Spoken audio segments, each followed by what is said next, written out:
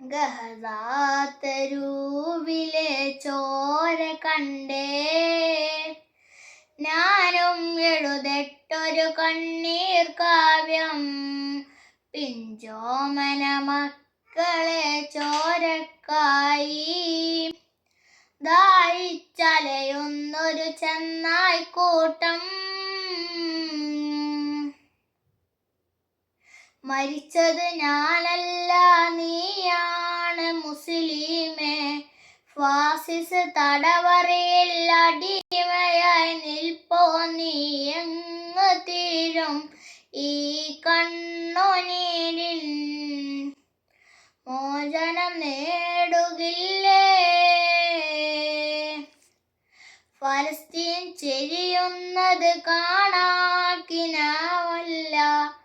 അറബിപ്പൊൻ വിളിയുന്നത് കാലം വരുന്നുണ്ട്. തഖ്വ കൊണ്ട് നേടിടുവേ ഫാസിസ് കരയുമന്ന്.